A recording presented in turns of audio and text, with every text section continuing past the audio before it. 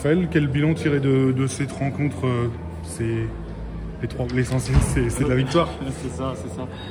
Satisfait de la victoire, hein, satisfait de prendre 3 points. Voilà, et par contre, un goût d'inachevé quand même par rapport au contenu. Je pense qu'on peut faire bien mieux que ce qu'on a proposé. Et donc il faudra être bien plus performant et bien plus compétiteur pour pouvoir gagné contre la Croatie. Sur quel point justement, qu'est-ce qui vous a moins plu dans cette rencontre? D'abord, notre animation offensive n'est pas maîtrisée. On a beaucoup de pertes de balles. Nos déplacements manque de coordination et on manque vraiment de mobilité. Dans le jeu à 2 et à 3, on est pas assez proches les uns des autres. Donc on a failli à ce niveau-là. Et puis sur notre pressing et sur notre animation défensive, on manque de jus, on gratte pas assez de ballons, on a subi quand même beaucoup trop d'occasions allemandes et donc du coup c'est quand même un point d'inquiétude pour la suite. Qu'est-ce qui peut expliquer ce manque de jus, comme vous dites, en début de saison? Je pense que la prépa a été intense pour les joueurs, hein, dans les clubs. On sort seulement de 2 journées de championnat et que voilà, nous on a essayé de remettre les joueurs sur pied, de leur donner du peps. Visiblement ça n'a pas suffi. Voilà, et puis on vient de faire 2 matchs en 3 jours, 4 jours, donc voilà, il y a aussi un problème de récupération évidemment. Mais en tout cas, il va falloir très sérieusement penser à la récupération pour pouvoir être performant dans 10 jours. Et vous a surpris cette équipe d'Allemagne, notamment en ouvrant le score? Non, c'est pas le fait qu'elle ouvre le score. Non, je pense paradoxalement, on fait 10 bonnes premières minutes. On a beaucoup d'occasions.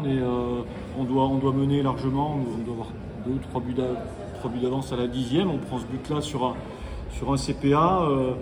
Problème de coordination entre défensive. Mais par contre, on était sûr quand même de notre force.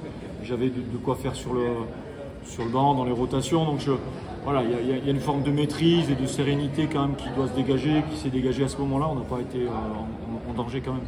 Évidemment, en Croatie, moi tout de suite on a switché. J'avais demandé aux joueurs dès le coup de sifflet final, on switch Croatie. Donc d'ailleurs on aura vraiment besoin du soutien du public ici pour le 5. Le 5 vraiment c'est un moment important pour nous et je fais un appel au peuple et aux supporters. Comment vous faites vos choix par rapport aux gardiens de faire jouer chaque gardien de mi-temps? Là en fait on a d'abord on a un gardien numéro 1 qui est blessé, hein, Joël Vigneault qui est blessé, qui s'est fait décroiser. Ensuite on avait un numéro 2, un numéro 3. Le numéro 2 joue.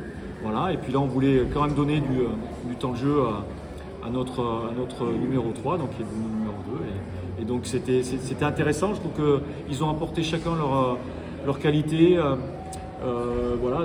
Et ils ont apporté une pierre à l'édifice du match.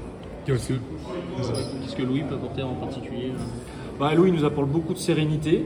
C'est un gardien qui a de l'envergure, qui nous apporte de la sérénité et qui en plus est local un peu de l'étape, donc il nous apporte aussi le soutien un peu plus du public. Mais bon, on ne doit pas faire nos choix en fonction de ça. Mais s'il a joué, c'est parce qu'il le mérite.